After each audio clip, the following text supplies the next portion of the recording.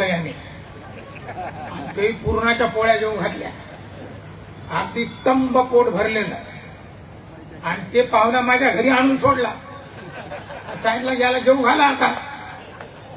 आणि मी त्याला वाढतो तर ते म्हणते बाबा नको आता, बस झालं. 2 तास झाले, भजन झालं, मुलांचे कार्यक्रम झाले, या ठिकाणी व्याख्यान झाले, आता तुम्ही काय सांगता, बस झालं आता. आणि अशा पोटभर अवस्थेमध्ये पाहुण्याला जेवू घालायचं कठीण काम आहे.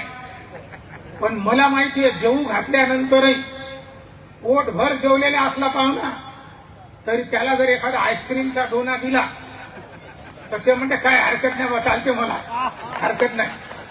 त्याला जर 2 गुपचूप खाऊ घातल्या, गोलगप्पे, तर म्हणते काय हरकत नाही. आणि जर त्याला मसाला पान खाऊ घातलं तर कितीही जेवलेला असला तरी तो म्हणते बाबा काय हरकत नाही, मसाला पान चालते मला. तर आता मसाला पान मी तुम्हाला खाऊ घालणार आहे, कारण हिंदू धर्माची अवस्थाच ही आहे. धर्मासाठी 2-3 तास द्यायचे म्हटलं अनेक अडचणी आहेत. मी तुमच्या सगळ्यांचे चेहरे वाचून राहिलेले आणि आतल्या शिव्या पण ऐकून राहिलो.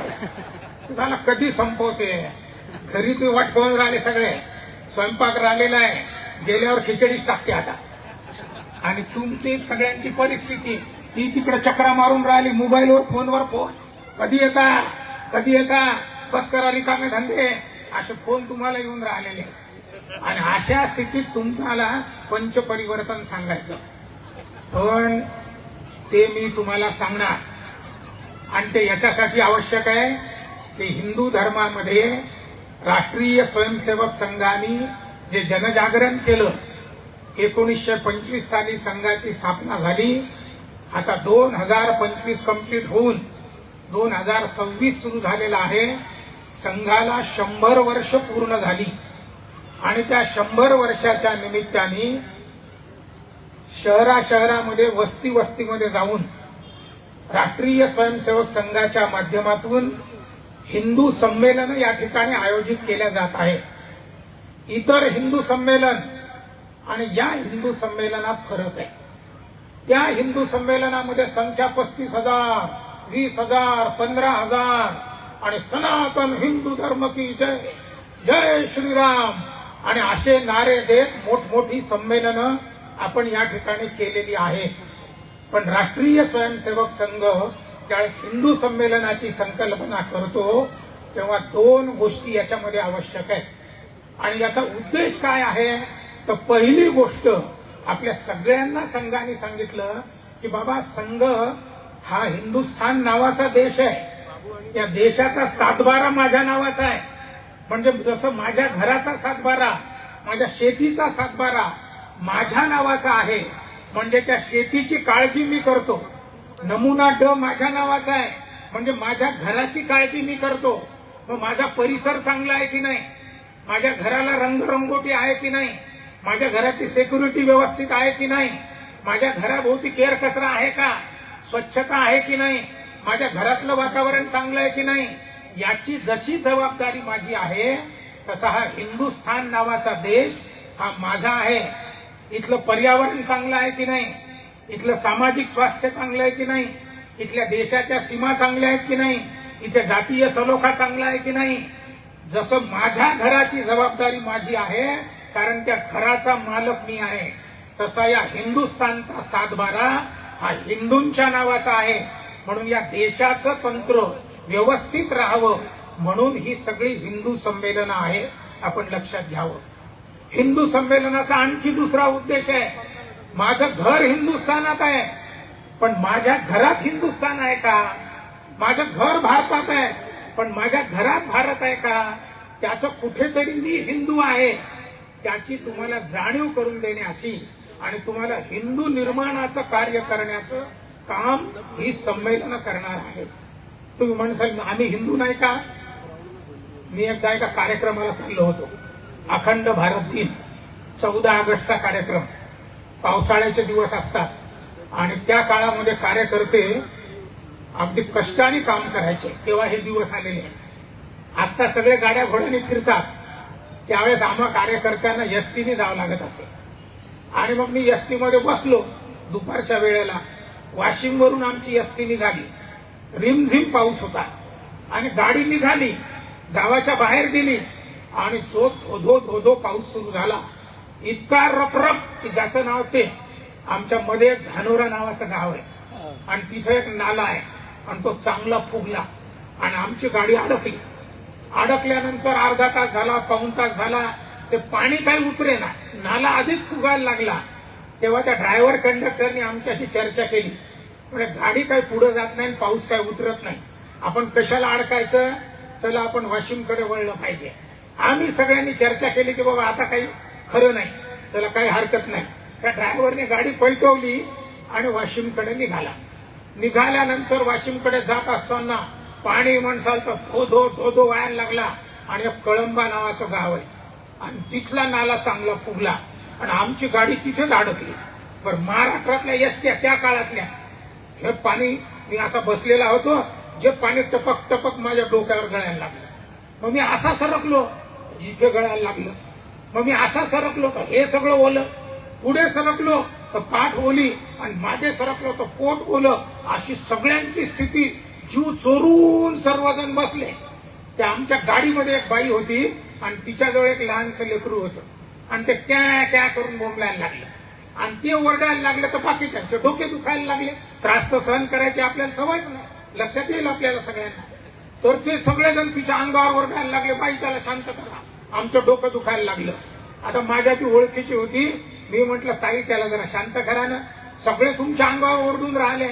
तर ते म्हटले, अहो सर त्या मुलीला तहान लागली, त्या बारक्या मुलीला, तुमच्याजवळ पाणी आहे का? मग मी आपलं माझं बोचकं काय जे शब्दम असेल पाहिलं, माझ्याजवळ खरंच पाणी नव्हतं, पावसाळ्याचे दिवस. मग मी समोरच्याला विचारलं का तुमच्याजवळ पाणी आहे का? त्याने बिचाऱ्याने पाहिलं, त्याच्याजवळ नव्हतं. त्याने आणखी पुढच्याला विचारलं, पाणी आहे का, पाणी आहे का, पाणी आहे का? आणि उत्तर यायला लागलं, पाणी नाही, पाणी नाही, पाणी नाही.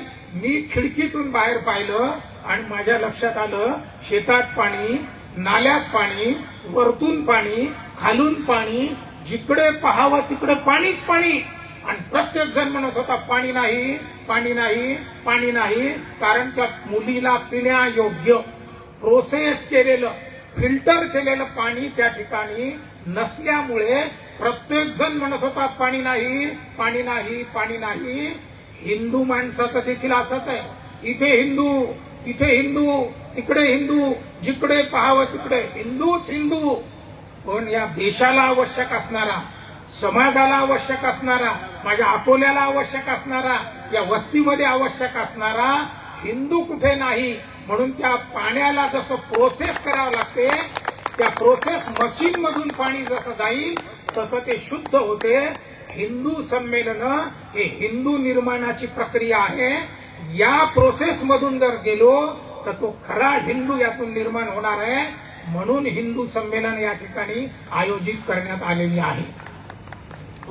राष्ट्रीय स्वयंसेवक संघाने हे मुद्दाम केलेलं आहे.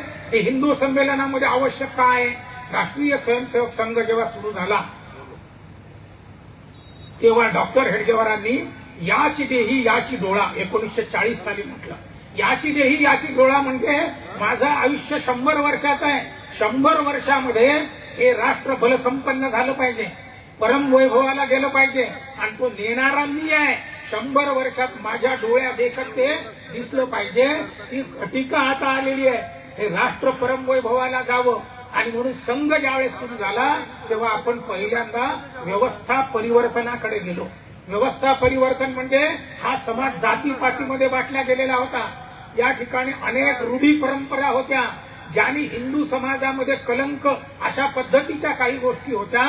संघ वाढायला लागला आणि डॉक्टर हेडगेवारांपासून तो अगदी बाळासाहेब देवरसांपर्यंत या ठिकाणी व्यवस्था परिवर्तनासाठी संघाने कार्य सुरू केलं. गावागावामध्ये सगळेजण गेले आणि आपल्या लक्षात येईल की जातीपातीच्या पलीकडे हिंदू समाज उभा राहिला. तेव्हा आता संघाने नंतर ठरवलं, व्यवस्था परिवर्तनानंतर समाज परिवर्तन झालं पाहिजे. हा हिंदू समाज, मी हिंदू आहे त्याचा मला अभिमान आहे, हा देश माझा आहे, त्या देशासाठी मी वाटेल ते करू शकतो आणि वाटेल त्या यातना स्वतः देखील भोगू शकतो अशी पिढी निर्माण करावी. आणि म्हणून या ठिकाणी समाज परिवर्तन झालं, समाज जागा झाला आणि या ठिकाणी राम मंदिर निर्माण झालं. 370 या ठिकाणी हटल्या गेलं. हे सगळं हिंदू समाजाचं परिवर्तन आहे. राष्ट्रीय स्वयंसेवक संघाने कार्य केलं, व्यवस्था परिवर्तन केलं. व्यवस्था परिवर्तनानंतर समाज परिवर्तन म्हणजे हिंदुत्व जागं झालं आणि हिंदुत्व हेच राष्ट्रीयत्व हा भाव सगळीकडे जागा झाला. आणि त्या जागरणातून हा हिंदू समाज राम मंदिर निर्माण करू शकतो, 370 हटवू शकतो, काश्मीरमध्ये तिरंगा झेंडा लावू शकतो. अशा सगळ्या ज्या घटना आहेत या सरकारने केल्या नाहीत. हिंदू समाज जागा झाला, हिंदू माणूस सरकारमध्ये गेला आणि त्यानंतर या सगळ्या स्थिती झाल्या. हे सगळं राष्ट्रीय स्वयंसेवक संघाचं फलित आपण लक्षात घ्यावं. आता विद्यमान सरसंघचालकांच्या लक्षात आलं की अरे हा हिंदू समाज व्यवस्था परिवर्तन झालेला आहे, समाज परिवर्तन झालेला आहे. आणि मग आता विद्यमान सरसंघचालकांनी व्यवस्था परिवर्तन, समाज परिवर्तन, पंच परिवर्तनाकडे ते गेलेले आहेत. समाज परिवर्तन किती झालं? एक काळ असा होता या देशामध्ये हरिण जर मारलं तर त्याला शिक्षा व्हायची. त्या सलमान खाननी हरिण मारलं. धर्मराव बाबा आत्राम मंत्री होते, त्यांनी काळवीट मारलं, त्यांना जेलमध्ये डांबण्यात आलं. हरिण मारलं तर जेल, पण इथे सरेआम गायीची हत्या व्हायची. खुलेआम या ठिकाणी गाई गोमांस विक्री केल्या जायचं, पण तरी देखील या ठिकाणचा माणूस जागा नव्हता. हरिण मारलं तर शिक्षा व्हायची आणि गायीची सरेआम हत्या. हिंदू धर्मावरचा हा अत्याचार संघाने कार्य सुरू केलं. समाज परिवर्तन झालं आणि समाज परिवर्तनातून अनेक राज्यामध्ये, महाराष्ट्रामध्ये गायीला राज्यमातेचा दर्जा दिलेला आहे. हे त्या सरकारचं यश नाही, तर हिंदू धर्माने या ठिकाणी समाज परिवर्तन केलं. आपण सर्वजण जागे झालो आणि म्हणून या ठिकाणी गायीला राज्यमातेचा दर्जा या ठिकाणी दिलेला आहे. आपल्या सगळ्यांना कल्पना आहे या देशामध्ये गावोगावी पाकिस्तानचे झेंडे लागले जायचे आणि ज्यांनी पाकिस्तानचे झेंडे लावले ते सरेआम खुले फिरल्या जायचे. पण या स्वतंत्र भारतामध्ये तिरंगा झेंडा त्या उमा भारतीने ईदगाह मैदानावर हुबळीच्या लावला. मुख्यमंत्री होत्या, जेलमध्ये डांबण्यात आलं, त्यांचं राज्य खालसा करण्यात आलं. या ठिकाणी मुरली मनोहर जोशींनी इच्छा व्यक्त केली की मला त्या काश्मीरच्या लाल चौकामध्ये आणि त्या ठिकाणी तिरंगा झेंडा लावायचा आहे. सरकारने परवानगी नाकारली. स्वतंत्र भारतामध्ये पाकिस्तानचे झेंडे लावणारे खुलेआम फिरत होते आणि भारताचा तिरंगा झेंडा मात्र या ठिकाणी लावल्या जात नव्हता. व्यवस्था परिवर्तन झालं आणि आज लाल चौकामध्ये तिरंगा झेंडा त्या ठिकाणी लावला जातो आणि तिथे वातावरण सुंदर त्या ठिकाणी तयार झालं. त्याचं कारण आहे समाज परिवर्तन झालं. इथला हिंदू माणूस जागा झाला आणि म्हणून वरतून का होईना मी हिंदू आहे, दत्तात्रय गोत्री आहे हे सांगण्याचं का काम पडू शकते? कारण हिंदू माणूस जागा झाला, समाज परिवर्तन झालं. हे राष्ट्रीय स्वयंसेवक संघाचं फलित हे लक्षात ठेवा. इथल्या एनसीईआरटीच्या पुस्तकामध्ये लोकमान्य टिळकांना दहशतवादी, टेररिस्ट म्हणून त्या ठिकाणी संबोधलं जायचं आणि त्या मदर टेरेसाला भारत रत्न द्या म्हणून या ठिकाणची माणसं जोरजोरात ओरडायची. तरी देखील कोणी काहीही करायचं नाही. समाज परिवर्तन झालं, या ठिकाणचा समाज जागृत झाला आणि नानाजी देशमुख सारख्या एका सामान्य कार्यकर्त्याला भारत रत्न दिला गेला. हे समाज परिवर्तनाचं फलित आहे, हे आपण लक्षात घेतलं पाहिजे. पालघरला साधूंची हत्या झाली पण तिथे कोणीही काहीही बोलत नव्हतं आणि त्या अफजल गुरुसाठी रात्री 2 वाजता आणि न्यायालयाची दारं उघड्या जायची. हिंदू समाज किती डाईंग रेसमध्ये होता हे आपण लक्षात घ्या. आणि अशा स्थितीमध्ये हिंदू समाज जागा झाला, समाज परिवर्तन झालं आणि आता याकूब मोमेनला गोळ्या घालून त्याला फाशी, दहशतवाद्यांना फाशी दिल्या जाते. समाज परिवर्तनाचा हा परिणाम आहे, हे आपण लक्षात घेतलं पाहिजे. हिंदू माणूस या ठिकाणी जागा झालेला आहे. 370 कलम हटलं, राम मंदिर या ठिकाणी निर्माण झालं, वक्फ बोर्डाचा कायदा निर्माण झाला. अशा अनेक गोष्टी आपल्याला सांगता येतील. समाज परिवर्तनातून या ठिकाणी आणि वातावरण निर्माण झालं. हिंदुत्वाचं जनजागरण. एक काळ असा होता, मला गधा म्हणा पण हिंदू म्हणू नका, Hindu race is dying race असं ज्या ठिकाणी म्हटलं जायचं, तिथे आता होय मी हिंदू आहे, गर्व से कहो हम हिंदू आहे, हिंदुत्व हेच राष्ट्रीयत्व हे सगळं का झालं? समाज परिवर्तन सर्वजण या ठिकाणी संघाचे आणि असे अनेक स्वयंसेवक आहेत जे कधीच संघात आले नाही आणि म्हणून म्हटलेले संघ स्टँड्स ऑन दक्ष बट ग्रोज आफ्टर विकिर. संघात जाणारे, संघाचा गणवेश घालणारे, नित्य शाखेत जाणारे जेवढे स्वयंसेवक आहेत त्याच्यापेक्षा कितीतरी पटीने जे कधीच संघात गेले नाही, त्यांनी गणवेश कधी घातला नाही, पण त्यांची संख्या, त्या स्वयंसेवकांची संख्या कितीतरी पटीने अधिक आहे. हिंदुत्वाचं जनजागरण हे समाज परिवर्तनातून झालेलं आहे आणि म्हणून संघाचा विचार हा देशभर व्याप्त झालेला आहे. हिंदूंचं जनजागरण आणि म्हणून त्याला समाज परिवर्तन म्हटलेलं आहे. आता सरसंघचालकांनी घोषणा केली की आपण सगळ्यांनी पंच परिवर्तन केलं पाहिजे. व्यवस्था परिवर्तन, समाज परिवर्तन, पंच परिवर्तन. पंच परिवर्तनामध्ये 5 गोष्टी सांगितलेल्या आहेत. मी आज मुद्दाम जय श्रीराम म्हणणार नाही. सनातन हिंदू धर्म की जय हे यांनी म्हटलेलं आहे. ते म्हटलंही पाहिजे, ते स्फुल्लिंग जागृत असलं पाहिजे, पण ते जागृत होत असताना रस्त्यावर मी जितकं हिंदुत्व जागृत करतो तितकं माझ्या घरात हिंदुत्व आहे की नाही, हा देश माझा आहे, त्या देशासाठी मला काही करायचंय की नाही. आणि म्हणून सरसंघचालकांनी परमपूजनीय आपल्या सगळ्यांना पंच परिवर्तन सांगितलेलं आहे. पंच परिवर्तनामध्ये पर्यावरण हा महत्वाचा मुद्दा. इथे मुद्दा मी आपल्याला क्रम बदलून सांगतोय. पर्यावरणामध्ये त्यांनी 3 P सांगितलेले आहे. म्हणजे प्लांटेशन, वृक्षारोपण मला करायचं नाही, करायचं आहे की नाही, नाही तर नुसती वृक्षतोड करायची. हा देश माझा आहे, हा देश वृक्षवल्ली आम्हा सोयरी म्हणणार आहे. या ठिकाणी वडाची पूजा होत होती, या ठिकाणी अगदी गोमातेची पूजा म्हणजे प्राण्यांची देखील पूजा, भूता परस्परे जडो मैत्र जीवांचे म्हणणारे ज्ञानेश्वर या ठिकाणी आहे. आमच्या सगळ्या संस्कृतीमध्ये पर्यावरण, व्यष्टी, समष्टी, सृष्टी आणि परमेष्टी, परमेष्टीच्या आधी सृष्टीला स्थान दिलेलं आहे असा आमचा धर्म. पण आम्ही विसरलो आणि या विसरण्यातून, कारण 1835 मध्ये मेकॅलो या ठिकाणी आला आणि त्याच्या लक्षात आलं अरे जसं यांचं घर भारतात आहे तसा घरात यांच्या भारत आहे, यांच्या घरातला भारत बाहेर काढला पाहिजे आणि तो यशस्वी झाला. सगळी माणसं या ठिकाणी बसलेली आपली सगळी आणि इतर देखील पोट आणि पोटाखालचा भाग एवढाच विचार करायला लागली. पण पोटाच्या वर एक हृदय आहे त्याला मन म्हणतात, त्याच्यावर एक मेंदू आहे त्याला बुद्धी म्हणतात. त्याचा विचार कोण करणार? पंच परिवर्तन त्या विचाराने आपल्या सगळ्यांसमोर सांगितलं. वृक्षारोपण मी करणार आहे की नाही. लग्नामध्ये प्लॅस्टिक, दुसरा P, प्लॅस्टिकच्या इतक्या वस्तू आपण वापरतो. लग्नामधल्या पत्रावळी प्लॅस्टिकच्या, द्रोण प्लॅस्टिकचे, इतर सगळ्या गोष्टी प्लॅस्टिकच्या. आणि या जमिनीला आम्ही तिला माता भूमी उत्रोहम पृथिव्याः असं त्या ठिकाणी त्याला म्हणतो आपण. ही आमची भारत माता आहे आणि आम्ही तिचे पुत्र. उत्तरम यत् समुद्रश्च हिमाद्रश्चैव दक्षिणम वर्षम तत् भारतम नाम भारती यत्र संतती असं जिचं वर्णन केलेलं आहे. पण भारत मातेला मी खरंच माता मानतो का? आणि मी जर माता मानत असेल तर हिंदू म्हणून माझं कर्तव्य जय श्रीराम सनातन हिंदू धर्म की जय हे तर म्हणायचंच आहे. पण इथून गेल्यानंतर या हिंदू संमेलनाचं फलित काय? मी घरी गेल्यानंतर अशा प्लॅस्टिकच्या वस्तू मी वापरणार नाही. मी वृक्षारोपण त्या ठिकाणी करेल, वेळेचं बंधन आहे. आणि ते करत असताना आणखीन त्या ठिकाणी पाण्याचा वापर देखील मला व्यवस्थित करता येईल की नाही. इथे बसलेल्या अनेकांचे 90% लोकांच्या घराच्या सरकारी नळाला तोट्या नाहीत, मी गॅरंटीने सांगतो. कारण आपल्याला गरज नाही, टॅक्स भरतो मी, घेऊ द्या नळ, जाऊ द्या वाया. माझं पूर्ण भरलं पण तोटी बंद कर बाबा असेल तर.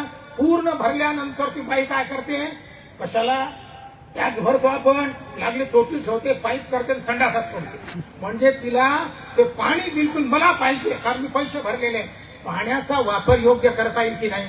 आता मी मागच्या वेळेस त्या तिकडच्या नगरामध्ये गेलो होतो, तिथे चर्चा झाली नंतर सद्भावना बैठकीनंतर, आणि तिथे मी आमची काही चर्चा झाल्यानंतर माझ्या घरी मी लोकांना पाणी देतो, एवढा ग्लास भरून. पण ते आल्यानंतर पाणी द्या लागले ते आणते घरून घरातली बाई आणि पाणी देते एवढे ग्लास भरून आणि ते पिते तिथे घोटभर आणि तिथंच ठेवून देते. मग ती बाई काय का त्यावर उष्ट झाला लागली बेसिन मध्ये फेकून देते. आपल्याला आता ठरवता येईल का की माझ्या घरी मी बसके ग्लास ठेवी छोटे आणि ते त्याला द्यायचं, किती वाया जाईल? कमी जाईल. पण बसके नाही आणता येईल तर माझा एवढा मोठा ग्लास जरी असेल मी त्याला अर्धा ग्लास देईल आणि सांगेल की बाबा आमच्या इथे ठरलेलं आहे, थोडं पाणी लागलं तर पुन्हा देईल. अशा पद्धतीने मला करता येईल का? पाण्याचा वापर हा व्यवस्थितपणे जर करता आला तर सरसंघ चालकांनी सांगितलं, हा देश माझा आहे, या देशाची पृथ्वी चांगली राहिली पाहिजे, माती चांगली राहिली पाहिजे, इथलं वातावरण चांगलं राहिलं पाहिजे, म्हणून मी वृक्षारोपण एक तरी लावील की नाही. या हिंदू संमेलनाचं होमवर्क काय आहे? वृक्षारोपण मला करायचं आहे, ते लावायचं आहे, टिकवायचं आहे, जगवायचं आहे. माझ्या घरामध्ये पाण्याचा वापर मी चांगला करेन, प्लॅस्टिकचा वापर मी करणार नाही. ते जे सरसंघ चालकांनी सांगितलेलं आहे ते मला करता येईल की नाही. दुसरं नागरी कर्तव्य आपल्या सगळ्यांना माहिती आहे. त्यांनी सांगितलं मुद्दाम, आतापर्यंत लोक आपले असेच आहेत अजूनही. 1976ला संसदेने स्वर्णसिंगांच्या अध्यक्षतेखाली समिती बनवली. शेवटी नागरी काही कर्तव्य आहे, 11 कर्तव्य त्यांनी दिले. कारण हे लोक आपण सर्वजण बस पोट आणि पोटाखालचा भाग, देशाशी काही घेणं देणं नाही, समाजाशी काही घेणं देणं नाही. म्हणून त्यांनी सांगितलं की बाबा अरे काही तर देशासाठी कर, या देशातल्या राष्ट्रीय संपत्ती ती मला केली पाहिजे, त्या ठिकाणी मतदान मी केलं पाहिजे. असे 11 कर्तव्य आहेत, ते आपल्या सगळ्यांना माहिती आहेत, ते मला करता येतील की नाही. कुटुंब प्रबोधन, आता काही मी उल्लेख केला. माझ्या घरात भारत आहे की नाही? इथे 100% सांगतो मी, हिंदू संमेलन का घेणार आहोत आपण हे फक्त याच्यासाठी नाहीये, ते तर करायचंच आहे. नाही तर कोणी म्हणाल हे नाही का, ते करायचंच आहे, जय श्रीराम. पण माझ्या घरामध्ये माझी मुलं मम्मी आणि डॅडी म्हणतात का? माझ्या घरात मेक्याला घुसलेला आहे. 100% सांगतो, इथे बसलेल्या बहुतांश लोकांच्या घरामध्ये तो जो लहानसा लेकरू आहे त्याला आपण शिकवतो मम्मी म्हण, डॅडी म्हण, आई बाबा म्हटलं तर मागासलेलं वाटते. आता मम्मी म्हणजे जतन केलेला मुर्दा, डॅडी म्हणजे डेड, आणि असं त्याच्यावर आपण संस्कार करतो. पण आपल्या घरामध्ये मला ठरवता येईल का इथून पुढची पिढी नाही मम्मी आणि डॅडी म्हणणार नाही, आई आणि बाबामध्ये जे प्रेम आहे, जो जिव्हाळा आहे, तो मला ठेवता येईल की नाही. पंचपरिवर्तनामध्ये हे अपेक्षित आहे. वाढदिवस साजरा करायचा 100% सांगतो. म्हणजे या मंचावर बसलेल्यापासून माझ्यापासून सगळ्यांच्या घरी वाढदिवस साजरा करताना केक तर आणलाच पाहिजे. ज्याच्या घरी केक नाही ते मागासलेलं, ते पोरगं रुसते नाही केक पाहिजे. आता माझ्या घरी जर मी म्हटलं केक नको तर ती माझी पोरगी म्हणते तुम्ही 2 तास बाहेर जा, केक तर पाहिजेच. काही जण म्हणत नाही आम्ही शिऱ्याचा केक करतो. अरे एक केक आहे, केक वाढदिवस आपला अशी आहे का? केक म्हणजे तिथे मेणबत्त्या लावायच्या, दिवा विझवायचा. दिवा विझवणे हा अपशकुन आहे, दिवा लावणे हा शुभ शकून आहे आपल्यामध्ये. आणि म्हणून मला आता होमवर्क काय आहे, हिंदू संमेलनातून मला काय नेता येईल. मी माझ्या घरी गेल्यानंतर इथून पुढे केक आणणार नाही. शंकराचार्य असो, साधू संत असो, महंत असो, सगळ्यांचे वाढदिवस केकनी साजरे होतात आणि कोणी म्हणायला तयार नाही. आजकाल तर ते लग्नामध्ये केक आणि त्या ठिकाणी भरवल्या जातो, कापल्या जातो. अरे सूर्य चालवणे ही का आपली संस्कृती आहे का? आपली संस्कृती कशी आहे? दिवा उजळायचा, त्या मुलाला पाठताट करायचं, त्याच्यावर अक्षदा लावायच्या, त्याच्यावर फुलांचा आणि वर्षाव करायचा. आणि जीवेत शरदशतम, पश्चेम शरदशतम, शृणुयाम शरदशतम. मला करता येईल की नाही? पण ते आम्ही करत नाही. होमवर्क आजचं हे आहे पंचपरिवर्तनाचं. माझ्या घरी मी वाढदिवस साजरा करताना इथून पुढे केक कापणार नाही. त्याच्यासाठी थोडा आग्रही राहील, घरातला विरोध पत्करेल. विशेषतः महिलांना माझी विनंती आहे, तुम्ही पण ते सोडून द्या आणि आग्रह धरू नका. माझ्या घरी मी पंचारतीने वाढदिवस साजरा करेन. वेडिंग अॅनिव्हर्सरी आपली आहे काही संस्कृती, वेडिंग अॅनिव्हर्सरी आपली नाहीये. आपण म्हणतो 7 जन्माच्या गाठी, प्रतिज्ञा करतो धर्मेच अर्थेच कामेच नातिचरामी, आणि आपण म्हणतो 7 जन्मपर्यंत हाच माझा पती राहो. तिकडे नाही ना. त्यांचं 1 वर्षभर जर लग्न टिकलं तर लागले टिकल्या पहिली वेडिंग अॅनिव्हर्सरी, पहिलं लग्नाचा वाढदिवस, लागली जोरात डफडे वाजवतात. 2 वर्ष टिकलं की टिकलं दुसरी वेडिंग अॅनिव्हर्सरी, 3ऱ्या वर्षी तर घटस्फोटच आहे. आपल्या इथे तसं नाहीये. पण आपण मात्र आग्रहपूर्वक वेडिंग अॅनिव्हर्सरी फोटो काढून 25वी आपल्या इथे होते, 50वी होते, आणि सगळ्यांना बोलावून पुन्हा एकदा लग्न लावण्याचा विधी आपल्यामध्ये आहे. पण तो कधी आहे? त्यावेळेस. तिथे त्यांची नाहीये. मदर्स डे, फादर्स डे आपले आहेत का? मदर्स डे लक्षात घ्या. या दोघांनी लग्न केलं, तिकडे यांना एक मुलगा झाला, वर्षभरात ते ड्रायव्हर्सच होते, 2ऱ्या वर्षी ड्रायव्हर्स. ही बाई इकडे, हा माणूस इकडे. आता हे पोरग गेला अनाथ आश्रमात, आता याला कधीतरी आईचं प्रेम लागेल की नाही, याला कधीतरी बापाचा परिचय लागतो की नाही, म्हणून तिथे त्यांनी ठरवलं ही बाई आली आणि त्याला भेटली, प्रेम केलं, तो झाला मदर्स डे, गेली निघून. हे इथंच विचार. मग हा आला भेटायला आणि त्याला भेटला, प्रेम दिलं, पुन्हा निघून गेला, फादर्स डे. आपल्या इथे असं आहे, आपल्या इथे तर रोज आहे, मातृदेवो भव, पितृदेवो भव, आचार्य देवो भव. मी ठरवू शकतो का की नाही, आम्ही नाही करणार. मैत्री दिवस, व्हॅलेंटाईन डे. व्हॅलेंटाईन आपलं आहे का? व्हॅलेंटाईन नावाचा एक माणूस होता, तो अशी लफडी जोडून द्यायचा, तो क्रूर कर्म. आणि तो त्या ठिकाणी लफडी जोडायचा. तिथल्या काही सनातनी लोकांनी, त्याला परंपरावादी म्हणू आपण, त्यांना लक्षात आलं की अरे हा तर लफडी जोडून राहिला. ते चिडले आणि त्यांनी त्या व्हॅलेंटाईन नावाच्या माणसाला मारून टाकलं. मारून टाकल्यानंतर हे लफडेखोर सगळे एकत्रित आले आणि त्यांनी ठरवलं की अरे आपला जो तारणहार होता, जो आपल्यासाठी सगळं काही करायचा, त्याला मारून टाकलं. त्याच्या स्मृतीप्रित्यर्थ त्यांनी त्याच्या नावाने डे सुरू केला, व्हॅलेंटाईन डे. आणि आपले लोक व्हॅलेंटाईन डे. आपल्या इथे असं नाहीये, आपल्या इथे रोज प्रेम आहे. भूता परस्परे जडो मैत्र जीवांचे, अशा पद्धतीची रचना माझ्या घरामध्ये या सगळ्या गोष्टी आपण करतो का? तो मेकॅलो घरामध्ये घुसलेला आहे. हिंदू संमेलनाच्या दृष्टीने आपल्या सगळ्यांना कर्तव्य आहे की माझ्या घरातला मेकॅलो बाहेर काढला पाहिजे, माझ्या घरातला इंग्रज बाहेर काढला पाहिजे. बाहेर जसा सनातन हिंदू धर्म की जय जोरात म्हणतो, त्याचा जय जयकार माझ्या घरात दिसला पाहिजे. माझ्या घरात भारत असला पाहिजे, माझ्या घरात हिंदुस्थान असला पाहिजे. माझी ही संस्कृती आहे. आणि म्हणून माझ्या घरामध्ये आता काकांनी मगाशी सांगितलं, भ्रमण असेल, भवन असेल, भोजन असेल, भजन असेल. आता या सगळ्या गोष्टी आपल्या सगळ्यांना माहिती आहे. कधीतरी आठवड्यातून एकदा माझी सगळी घरातली मंडळी एकत्रित येऊन जेवायला बसली पाहिजे. ते एक पोरग ताट घेते, त्याच्या खोलीमध्ये जाते, दुसरी पोरगी ताट घेते, त्याच्या खोलीमध्ये, त्याचा बाप ताट घेते, सोफ्यावर बसते आणि ती बाई बिचारी त्यांना थोडं थोडं देत राहते. एकत्रित कधीच आपण बसत नाही. बाप रखुमा देवी वरू जीवीचा जिव्हाळा, काही केलिया वेगळा नव्हे किंवा, असं केव्हा होईल? एकत्रित बसा.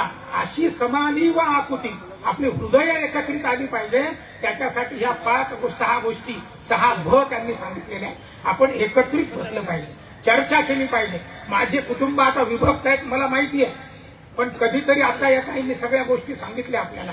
मग माझा भाऊ कुठेतरी एखाद्या कापडिया नगरमध्ये राहत असेल, दुसरा भाऊ कुठे आणखी हरिहर पेठेत राहत असेल, तिसरा भाऊ आणखी कुठे राहत असेल, बहीण तर दुसऱ्या गावाला राहत असेल. आमचे एकत्र कुटुंब नाही, पण व्यवस्था आहे ना. कधीतरी आठवड्यातून आमचा व्हॉट्सअप कॉल किंवा झूम मीटिंग एकत्रित येईल की नाही? तो त्याच्या घरातून बोलेल, मी माझ्या घरातून बोलेल. माझा एकमेकांचा आणि तो परिचय नाही. तर चुलत भाऊ कोण आहे हे देखील आपल्याला माहित नाही, काका कोण आहेत हे देखील माहित नाही. कधीतरी आम्ही एकत्रित येणार की नाही? पंचपरिवर्तनामध्ये कुटुंब व्यवस्थेत मला माझं कुटुंब हे भारतीय करायचं आहे. आजचं होमवर्क आपल्या सगळ्यांना हे करायचं आहे. स्वदेशीचा भाव हा सगळ्यांना माहिती आहे. स्वदेशीचे 2 भाव आहेत, मी याच्यावर जास्त बोलणार नाही, आपल्या सगळ्यांना माहिती आहे. स्वदेशी स्व म्हणजे मी व्यक्ती, स्व म्हणजे माझा समाज, स्व म्हणजे माझं राष्ट्र. मी कोण आहे?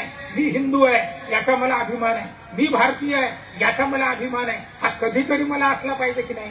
माझी संस्कृती माझ्या घरामध्ये आहे की नाही, त्याला स्वचा भाव म्हणतात. आणि स्वदेशी वस्तू मला खरेदी करता येतील का, त्याचा देखील आपण विचार करावा. स्वदेशी जागरण म्हणजे सारख्या काही गोष्टी आहेत, ते त्या ठिकाणी तुम्हाला लिस्ट देतात, कोणती स्वदेशी आहे आणि कोणती विदेशी आहे, त्याचा अभ्यास करा. आणि माझ्या घरामध्ये स्वदेशी वस्तू आली पाहिजे असा विचार मला करता येईल की नाही, तो आपण करावा. सामाजिक समरसता हा अत्यंत महत्वाचा विषय आपल्या सगळ्यांच्या दृष्टीने. समरसता आणि समानतेमध्ये फरक आहे. समानता म्हणजे सगळ्यांना एका पातळीवर आणणे. समजा अशा वेगवेगळ्या काठ्या आहेत, त्यांच्या असे कापायच्या आणि एकत्रित आणायच्या. पण समरसता म्हणजे पाण्यामध्ये जर साखर टाकली आणि ती जोरात घोळली तर पाणी आणि साखर जलदैसे जळी वेगळे न दिसे, याला म्हणतात समरसता. हा माझा समाज हा जातीपातीमध्ये वाटल्या गेलेला आहे. राजेश किराणा दुकान, तुम्ही त्या किराणा दुकानामध्ये जा, नाव किराणा दुकान, आणि त्याला म्हणा तुम्ही 1 किलो किराणा द्या. ते म्हणजे किराणा, अरे बाबा गुळ माग, शेंगदाणे माग, फुटाणे माग, तेल माग, हळद माग, नाव किराणा दुकान. आणि किराणा दुकानात किराणा नावाची वस्तू नाही. तसं नाव हिंदुस्थान, आणि हिंदुस्थानामध्ये हिंदू नावाचं कोणी नाही. हा या जातीचा, तो त्या जातीचा, आणि प्रत्येक जातीत पोट जाती, आणखी पोट जाती, आणि त्याच्यामध्ये किती छोटं छोटं. मी एकदा जिंतूरला गेलो होतो आणि आम्ही सर्वजण त्या जैन मंदिरामध्ये गेलो. हे उदाहरण देऊन राहिलो. असं सगळ्या जातीपातीमध्ये आहे. मग त्यांनी विचारलं का तुम्ही कोण? माझ्या हाताकडे पहा, मी एवढा हिंदू समाजाचा घटक. त्यांनी म्हटलं का तुम्ही कोण? तो म्हटला मी जैन आहे. असं बरं, श्वेतंबरी का दिगंबरी? ते म्हणे मी दिगंबरी. बरं, 13पंथी का 22पंथी? 22पंथी. बरं, मंदिर मार्गी की स्थानक मार्गी? आणि स्थानक मार्गी. एवढ्या मोठ्या हिंदू समाजाचा मी घटक. पण छोटा छोटा छोटा होत होत माझं स्पिरिट कोणतं आलं? मी या ठिकाणी स्थानक मार्गी आहे, मंदिर मार्गी आहे. असं प्रत्येक जातीमध्ये मी हिंदू आहे म्हणत नाही. मी या जातीचा, मग त्या पोट जातीचा, त्याच्यामध्ये शाखा, त्याच्यामध्ये उपशाखा, आणखीन त्याच्यामध्ये काहीतरी, अशा पद्धतीचा हिंदू समाजाचा मी मोठा घटक. पण जसं किराणा दुकानात किराणा नाही, हिंदुस्थानमध्ये कोणी हिंदू नाही. समरसतेच्या माध्यमातून मला या ठिकाणी ठरवता येईल की नाही की मला जातीपातीमध्ये वाटल्या जायचं नाही. मग आता मी होमवर्क काय करू शकतो? माझ्या घरी असणारी कामवाली, ती माझ्या घरी भांडी घासते, धुनी धुते, तिला मी कधी माझ्या घरात माझ्या डायनिंग टेबलवर बसवतो का? तिला कधी हळदी कुंकू लावून तिला आणि दक्षिणा काय जे द्यायची असेल, त्याला आपण म्हणतो जेऊ घालणं बेवण, असं करतो का? तिच्या घरातले कधी माझ्या घरी सगळे आणले का? तिच्या घरी आपण जातो, आपण सर्वजण कशा आहो? त्या ठिकाणी एखाद्या सेवा वस्तीमध्ये जायचं, त्याच्या घरामध्ये जेवायचं, त्याच्या ताटात पाटात, त्याचे जे काय बिचाराचे साधे असतील ते, आणि ते खाताना फोटो काढायचे. अरे हे तर कोणालाही करता येते, सेवा वस्तीत कोणालाही जाता येते, झोपडपट्टीमध्ये. पण त्यांना तुझ्या घरामध्ये आणलं का? देवघरात बसून त्याला कधी त्याच्या हाताने फूल वाहिलं का? तुझ्या पंक्तीमध्ये त्याला बसवलं का? गरम गरम त्याला जेवू घातलं का? आजचं होमवर्क पंचपरिवर्तनाच्या निमित्ताने मला हे घरी कधी करता येईल का? गाडीवाला आया कचरा निकाल, त्याला कचरावाला म्हणतो. तो कचरावाला नाही, कचरेवाले आपण.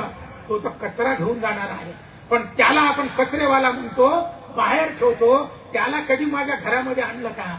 आलिंगनी सुख वाटे, प्रेम चिदानंदी घोटे, हर्षे ब्रह्मांड उठते. त्याला कधी आलिंगन भेट दिली का? ती नाही देत आपण. याला समरसता म्हणतात. पंचपरिवर्तनाच्या निमित्ताने आपण सर्वजण हे सगळं करता येईल की नाही? गावागावामध्ये एका मंदिरात सगळे गेले पाहिजे, एका स्मशानात त्या ठिकाणी अंत्यसंस्कार झाले पाहिजे, एकाच विहिरीवर सगळ्यांनी पाणी पिलं पाहिजे. सरसंघ चालकांनी सांगितलं हे जे सगळ्या 5 गोष्टी आहेत त्या आपल्या सगळ्यांना करायच्या आहेत. आणि त्या ज्यावेळेस आपण करू त्यावेळेस जीवनाचं शाश्वत सत्य आपल्या सगळ्यांना समजते. लक्षात घ्या. कारण शेवटी कितीही आपण मागे राहिलो, पैशाच्या मागे, याच्या मागे, पोट आणि पोटाखालचा भाग, पण सोबत कोणी नेणार नाही. पण ते आपल्यावर संस्कार नाही. भारतीय संस्काराने सांगितलं मरणम प्रकृती ही. अरे जीवन विकृती आहे, काय मला पाहिजे करत राहतो. पंचपरिवर्तनाच्या निमित्ताने आपण हे कायम लक्षात ठेवावं की मी जन्माला आल्यापासून मरेपर्यंत हे माझं जीवन आहे. पण ते जीवन कसं आहे? प्रकृतीसारखं नाही, ती विकृती आहे. कधी जाईल हे मला माहित नाही, पण तरी देखील मी जीपीएफ काढतो. लागले जीपीएफ कसा भेटत नाही. मी कधी मरणार हे माहित नाही, तरी देखील पुढचे प्लॅन आपण करत राहतो. मी कधी मरणार हे माहित नाही, तरी त्याला 3रा मजला चढवायला लागतो. ते चढवा. लक्ष्मी प्रसन्नता असली पाहिजे, सुखोपभोग घेतलाच पाहिजे, पण पोट आणि पोटाखालच्या भागा सोबतच पोटाच्या वर एक हृदय आहे, त्याच्यावर एक मेंदू आहे. त्याचा मी कधी विचार करणार की नाही? मी हे सोबत नेणार नाही. आणि म्हणून स्वतःचं सुख करत असताना व्यष्टी सोबत परमेष्ठी पंचपरिवर्तनामध्ये मी माझं सुख तर करणारच आहे. मी मोठा झालोच पाहिजे. माझ्याकडे मोटरसायकल, माझ्याकडे कार, माझ्याकडे हेलिकॉप्टर, माझ्याकडे विमान, आणखी काय पाहिजे ते घ्या, ते तर मला आलंच पाहिजे. पण ते येत असताना माझी संस्कृती सांगते आपण यथेच्छ जेवणे, उरले ते वाटणे, पण ते आपण करत नाही. वाया गेलं तर चालते, पण दुसऱ्याला द्यायचं नाही, अशी स्थिती न ठेवता. कारण मरण ही प्रकृती आहे. मी एक दिवस जाणार आहे हे कायम सांगणारी आपली संस्कृती आहे. आणि म्हणून आपण सर्वजण इतरांचा देखील विचार करतो. आपण जेवणानंतर अतिथी देवो भव आपण म्हणतो, लोकांसाठी आपण करतो. कारण ही मरण प्रकृती आहे. इथून जाताना कायम आपण लक्षात ठेवलं पाहिजे. शेवटची गोष्ट सांगतो आणि या ठिकाणी माझं संभाषण थांबवतो. माझा एक मित्र होता, त्याला मुलगा झाला.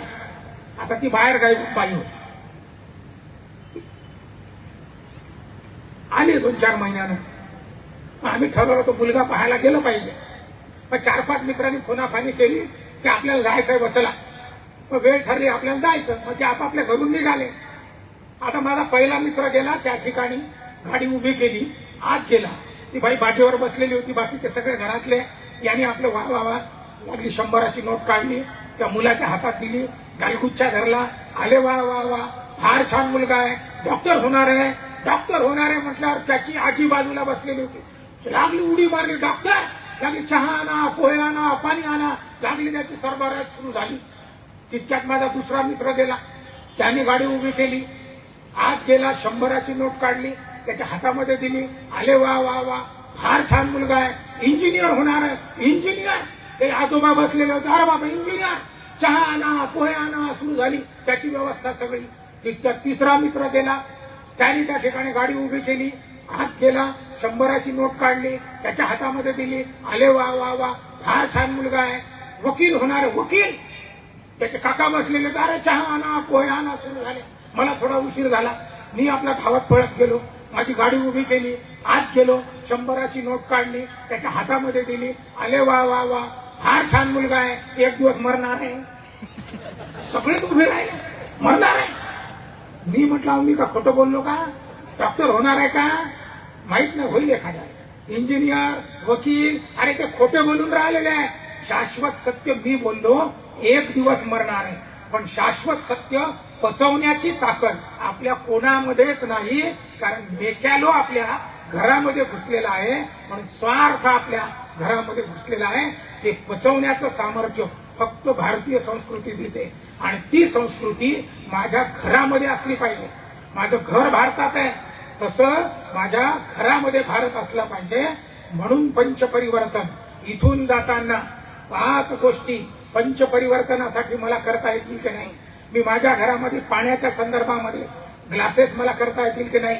शावरचं स्नान मला थांबवता येईल की नाही. बराबर लागली गाड्या धुतो आपल्याला थांबवता येईल की नाही. नळाला तोट्या बसवता येतील की नाही. बसके ग्लास करता येतील की नाही. एखादं झाड लावता येईल की नाही. ह्या ज्या सगळ्या गोष्टी आहेत, प्लॅस्टिकचा वापर मी करणार नाही, याच्यातली एखादी गोष्ट करता येईल की नाही. हिंदू संमेलन सक्सेस कशाहून झालं? नुसतं जय श्रीराम म्हणून नाही, सनातन हिंदू धर्म की म्हणून नाही. मी ह्या गोष्टी घरामध्ये केल्या पाहिजे.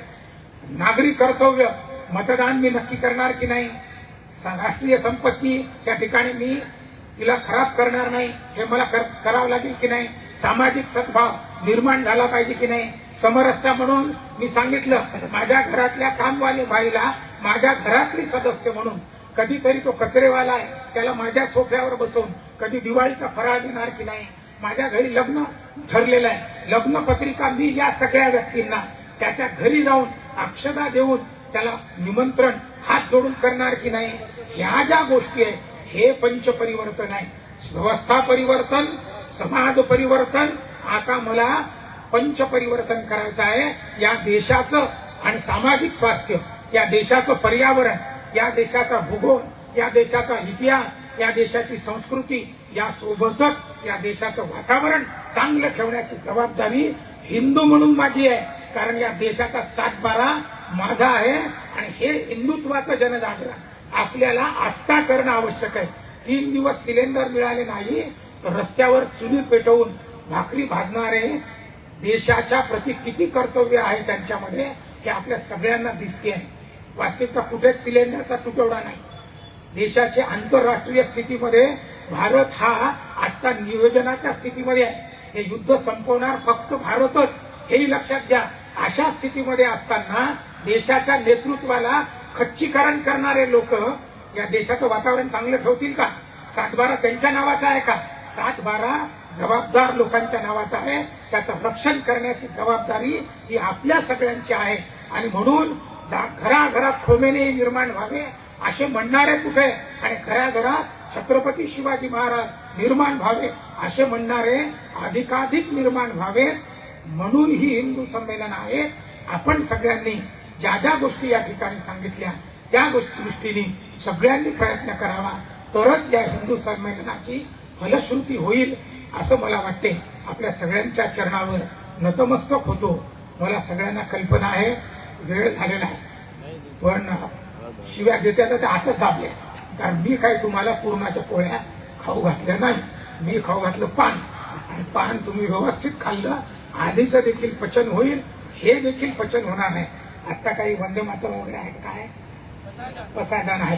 पसायदानासाठी आता एवढं केलं ना, हाती गेला शक्तासाठी पळू नका. मागच्यांना विशेषतः पळायच्याच तयारी करते, आणि काही आमच्या महिला बिलकुल चपला घालून तयार आहे.